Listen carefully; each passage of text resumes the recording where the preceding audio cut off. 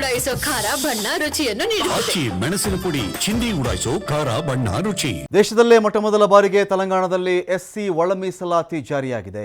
SC ಒಳ ಮೀಸಲಾತಿಯನ್ನ 3 ವರ್ಗಗಳಾಗಿ ವಿಂಗಡಿಸಿದೆ ತೆಲಂಗಾಣ.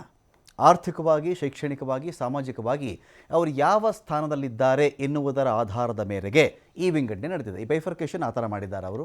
ಅಂದರೆ ಅವರು ಈಗ ಶೈಕ್ಷಣಿಕವಾಗಿ ಯಾವ ಥರ ಇದ್ದಾರೆ, ಆರ್ಥಿಕವಾಗಿ ಯಾವ ಥರ ಇದ್ದಾರೆ, ಸಾಮಾಜಿಕವಾಗಿ ಯಾವ ಥರ ಇದ್ದಾರೆ, ಇದರ ಆಧಾರದ ಮೇರೆಗೆ ಎಸ್ಸಿಯನ್ನು ಆ ಒಳ ಮೀಸಲಾತಿಗೆ ವಿಂಗಡಿಸಿ ಜಾರಿ ಮಾಡಿರೋದಿಲ್ಲ. 2024 ಅಕ್ಟೋಬರ್ನಲ್ಲಿ ಆಯೋಗ ರಚನೆ ಮಾಡಿತ್ತು ತೆಲಂಗಾಣ ಸರ್ಕಾರ. ನಿವೃತ್ತ ಹೈಕೋರ್ಟ್ ನ್ಯಾಯಮೂರ್ತಿ ಶಮೀಮ್ ಅಖ್ತರ್ ಅಧ್ಯಕ್ಷತೆಯಲ್ಲಿ ಈ ಆಯೋಗ ರಚನೆಯಾಗಿತ್ತು. 3 ವರ್ಗಗಳಾಗಿ ವಿಂಗಡಣೆ ಮಾಡಲು ಆಯೋಗ ಇದೀಗ ಶಿಫಾರಸನ್ನು ಮಾಡಿದೆ. ಸರ್ಕಾರಿ ಉದ್ಯೋಗ, ಶಿಕ್ಷಣದಲ್ಲಿ 15% ಮೀಸಲಾತಿಗಾಗಿ ವಿಭಜನೆ ಆಗಿದೆ. ಇಲ್ಲಿ ಎಸ್ಸಿ ಸಮುದಾಯದ 59 ಜಾತಿಗಳನ್ನು 3 ವರ್ಗಗಳಾಗಿ ವಿಭಜನೆ ಮಾಡಲಾಗಿದೆ.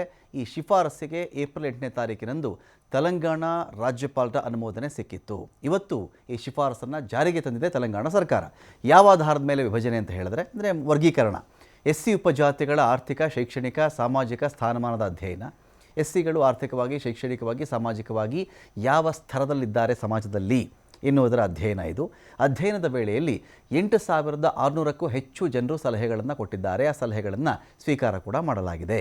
ಜನಸಂಖ್ಯಾ ಹಂಚಿಕೆ, ಸಾಕ್ಷರತಾ ಪ್ರಮಾಣ, ಉನ್ನತ ಶಿಕ್ಷಣದಲ್ಲಿ ಅವರ ಭಾಗವಹಿಸುವಿಕೆ, ಜೊತೆಗೆ ಉದ್ಯೋಗ, ಸರ್ಕಾರಿ ಯೋಜನೆಗಳಿಂದ ಪ್ರಯೋಜನಗಳೇನು ಪಡ್ಕೊಳ್ತಾ ಇದ್ದಾರೆ ಅವರು, ಇದರ ಆಧಾರದ ಮೇರೆಗೆ ರಾಜಕೀಯ, ಅಂದರೆ ಪೊಲಿಟಿಕಲ್ ಪಾರ್ಟಿಸಿಪೇಷನ್, ರಾಜಕೀಯ ಭಾಗವಹಿಸುವಿಕೆ ಮುಂತಾದ ಹಲವಾರು ಅಂಶಗಳನ್ನು ಅಧ್ಯಯನ ಮಾಡಿಕೊಂಡು ಎಸ್ಸಿಗಳಲ್ಲಿ 3 ಭಾಗವನ್ನು ಮಾಡಿತು.